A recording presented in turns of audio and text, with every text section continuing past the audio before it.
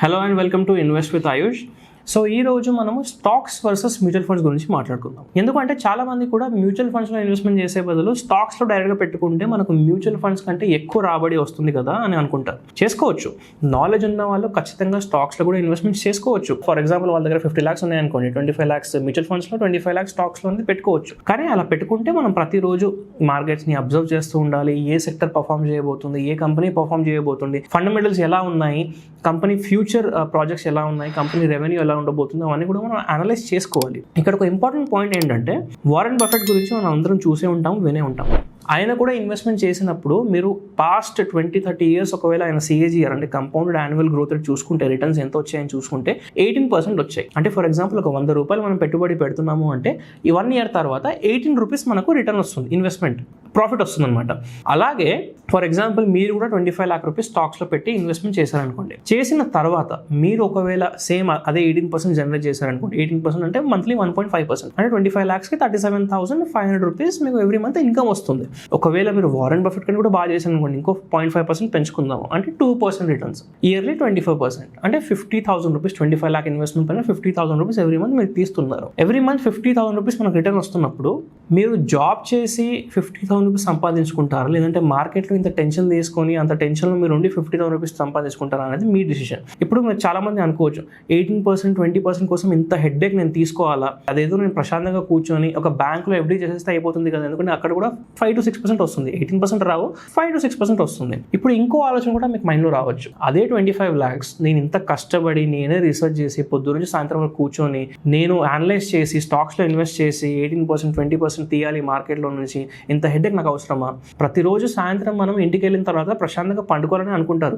ఈ టెన్షన్తో పండుకొని రేపు మార్కెట్ ఎలా ఓపెన్ అవుతుందో, నా స్టాక్స్కి ఏమవుతుందో అనే టెన్షన్తో మనం ఉండకూడదు. సో అందుకని చెప్పేసి ఆల్టర్నేటివ్ వే మ్యూచువల్ ఫండ్స్. మ్యూచువల్ ఫండ్స్లో ఇన్వెస్ట్మెంట్ చేసినప్పుడు ఏంటంటే, మీరు స్టాక్స్లో ఇన్వెస్ట్మెంట్ చేశారనుకోండి, అది మీ మీద ఉంటుంది. ఈ స్టాక్ పర్ఫామ్ చేస్తుందో లేదో తెలియదు, ఇదంతా కూడా మనము ఒక అనలైజ్ చేసి మనం అక్కడ ప్రిడిక్షన్ చేస్తాం. ఒకవేళ మనం అనుకున్నట్టు అవ్వలేదు అనుకోండి, తర్వాత ఏమవుతుంది, మళ్ళీ మనం పెట్టిన పెట్టుబడి అక్కడ మనకు మైనస్లో నెగిటివ్ రిటర్న్స్ రావడం అనేది స్టార్ట్ అవుతుంది. అందుకని చెప్పేసి మ్యూచువల్ ఫండ్స్లో ఏంటంటే ఫండ్ మేనేజర్స్ ఉంటారు, వాళ్ళకి పెద్ద 100 మంది టీం ఉంటుంది, వాళ్ళు రీసెర్చ్ రిపోర్ట్స్ చదువుతారు, మార్కెట్లో ఇండస్ట్రీలో చాలా మందితో ఇంటరాక్ట్ అవుతారు. అందుకని చెప్పేసి వాళ్ళు ఏం చేస్తారంటే, మన డబ్బులు మనం ఫర్ ఎగ్జాంపుల్ అదే 25 lakhs మ్యూచువల్ ఫండ్స్లో ఇన్వెస్ట్మెంట్ చేసామనుకోండి, వాళ్ళు మేనేజ్ చేస్తారు, ఇంకా మీకు హెడ్ఏక్ ఉండదు. మనము జస్ట్ ఇన్వెస్ట్మెంట్ చేసి వదిలేస్తాము, పీరియాడికలీ చెక్ చేస్తూ ఉంటాము, మంత్లీనో, క్వార్టర్లీనో, 6 monthsకి ఒకసారో, ఇయర్లీ ఒకసారో అసలు రిటర్న్స్ ఎంత వచ్చింది అని. అలా చెక్ చేసుకోవడం ఓకే, ఎందుకంటే మనకు ఒక టెన్షన్ ఉండదు, నేను రేపు పొద్దున ఈ స్టాక్ అమ్మేసి ఈ స్టాక్స్ నుంచి డబ్బులు తీసి ఈ స్టాక్లో ఇన్వెస్ట్మెంట్ చేయాలి, అదంతా కూడా ఫండ్ మేనేజర్స్ చూసుకుంటారు, వాళ్ళ హెడ్ఏక్ అనమాట.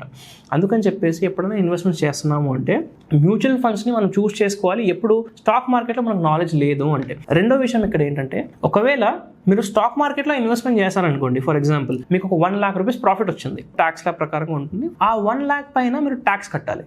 ఎంత ట్యాక్స్ కట్టాలి? మీ యొక్క స్లాబ్ ప్రకారంగా కానివ్వండి, LTCG కానివ్వండి, STCG కానివ్వండి, ట్యాక్స్ కట్టాలి. ఇప్పుడు ఫర్ ఎగ్జాంపుల్ 15% ట్యాక్స్ కట్టాలనుకోండి, అంటే 15,000 rupees మీరు ప్రాఫిట్ బుక్ చేశారు కాబట్టి అక్కడ ట్యాక్స్ కట్టుకుంటారు. ఎందుకంటే మీరు స్టాక్స్లో ఇన్వెస్ట్మెంట్ చేస్తున్నారు. ఇప్పుడు స్టాక్స్లో మనం ఇన్వెస్ట్మెంట్ చేసినప్పుడు ఎలా ఉంటుంది, ఒకే స్టాక్లో 6 months, 1 year ఉండాలని గ్యారంటీ లేదు కదా. మీరు ఇన్వెస్ట్మెంట్ చేసినప్పుడు మేబీ 3 monthsలో మీరు అనుకున్న టార్గెట్ వచ్చింది, 4 monthsలో వచ్చింది, 6 monthsలో వచ్చింది, 1 yearలో వచ్చింది.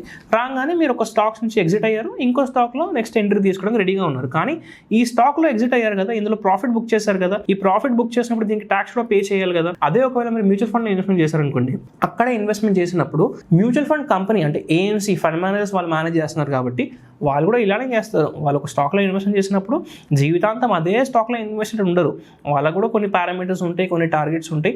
అది వచ్చిన తర్వాత అందులో నుంచి ఎగ్జిట్ అవుతారు, నెక్స్ట్ స్టాక్స్కి వెళ్ళిపోతారు. అలా వెళ్ళినప్పుడు ఏమవుతుందంటే, మనము ఇండివిజువల్గా ట్రేడింగ్ చేసుకుంటే మనం ఇక్కడ ప్రాఫిట్ బుక్ చేసినప్పుడు ట్యాక్స్ కట్టుకోవాలి. మ్యూచువల్ ఫండ్స్ ట్రేడ్ చేసినప్పుడు మన డబ్బులు వాళ్ళు మేనేజ్ చేసినప్పుడు ఒక స్టాక్ నుంచి ఎగ్జిట్ అయినప్పుడు ఇంకో స్టాక్ మీద ఇన్వెస్ట్ చేస్తారు. కానీ అలా చేసినప్పుడు ట్యాక్స్ మనకి ఇక్కడ కట్టాల్సిన అవసరం రావట్లేదు. ఎందుకు అంటే మ్యూచువల్ ఫండ్స్ ఒక ట్రస్ట్ లా ఆపరేట్ అవుతాయి కాబట్టి వాళ్ళకు ఇటువంటి ట్యాక్సెస్ ఉండవు. ఫైనల్ గా మనం మన డబ్బులు రీడింగ్ చేసినప్పుడు మనకు వచ్చిన రాబడి పైన మనం ట్యాక్స్ కట్టాలి, అది మనకు తప్పదు. కాకపోతే అందులో కూడా కొన్ని స్ట్రాటజీస్ ఉంటాయి, ట్యాక్స్ లాస్ హార్వెస్టింగ్ అంటారు, ట్యాక్స్ గెయిన్ హార్వెస్టింగ్ అంటారు, ఇటువంటి కూడా మనం వాడుకోవచ్చు. బేసిక్గా నేను చెప్పేది ఏంటంటే, ఒకవేళ మనకు నాలెడ్జ్ ఉంది, మనం ఇండివిజువల్గా చేయగలుగుతాము అంటే ఖచ్చితంగా మీరు స్టాక్స్లో ఇన్వెస్ట్మెంట్ చేసుకోవచ్చు, అది మీ ఇండివిజువల్ డిసిషన్. కానీ ఒకవేళ మ్యూచువల్ ఫండ్స్ ద్వారా వెళ్ళాలనుకుంటున్నారు అంటే ఖచ్చితంగా మమ్మల్ని కాంటాక్ట్ చేయండి, మా టీం మిమ్మల్ని గైడ్ చేస్తుంది.